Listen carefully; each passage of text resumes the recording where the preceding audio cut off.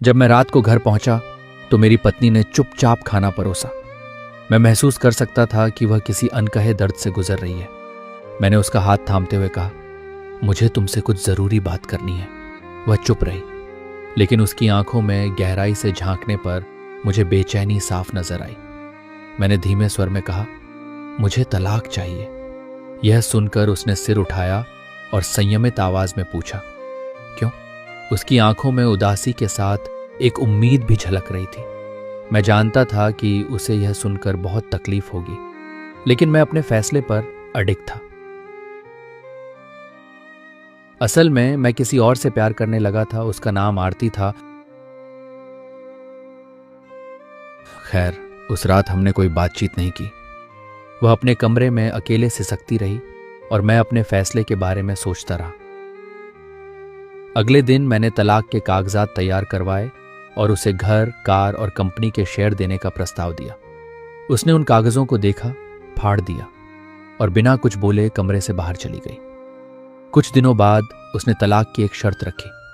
उसने कहा कि उसे सिर्फ 1 महीने का समय चाहिए। इस दौरान हमारे बेटे के एग्जाम्स खत्म होने तक हम एक सामान्य दंपत्ति की तरह रहेंगे। इसके अलावा उसने मुझसे एक अजीब सी गुजारिश की। हर दिन मैं उसे ठीक उसी तरह उठाकर दरवाजे तक ले जाऊं जैसे हमारी शादी के दिन किया था। यह शर्त अजीब जरूर थी, लेकिन मैंने इसे मान लिया। पहले दिन जब मैंने उसे उठाया तो यह बहुत असहज लगा। हमारा बेटा हंसते हुए ताली बजा रहा था। अगले दिन यह थोड़ा आसान लगने लगा। धीरे धीरे मैंने महसूस किया कि वह मुझसे पहले जैसी घनिष्ठता से लिपटने लगी थी। एक दिन मैंने देखा कि वह अपने पुराने कपड़े निकाल रही थी, लेकिन वे सब उसे ढीले पड़ चुके थे। तभी मुझे एहसास हुआ कि वह काफी दुबली हो गई थी। यह देखकर मेरा दिल बैठ गया। उसने कभी भी अपनी तकलीफ मुझसे साझा नहीं की थी।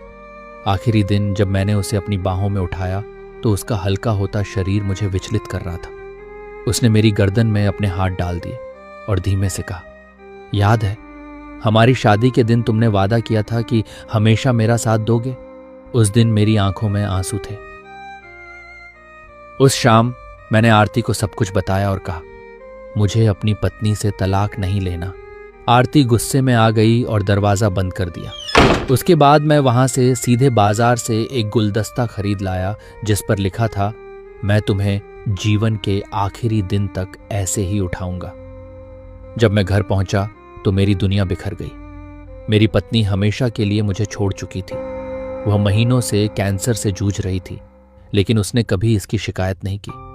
उसने अपने आखिरी समय में भी हमारे रिश्ते को बचाने की कोशिश की।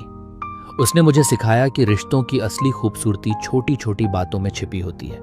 बड़े घर, संपत्ति और बैंक बैलेंस खुशियां नहीं देते। सच्ची खुशी अपनों के साथ बिताए गए पलों में होती है। अपने प्रियजनों के साथ समय बिताएं, उनकी छोटी छोटी खुशियों का ध्यान रखें और हर दिन को खास बनाएं, क्योंकि प्यार, विश्वास और साथ ही जीवन को सुंदर बनाते हैं। दोस्तों, आपको ये वीडियो कैसी लगी हमें कमेंट में ज़रूर बताइएगा, और आप किस जगह से ये वीडियो देख रहे हैं ये भी हमें कमेंट में ज़रूर बताइएगा, और इस वीडियो को ज़्यादा से ज़्यादा लाइक शेयर ज़रूर कीजिएगा।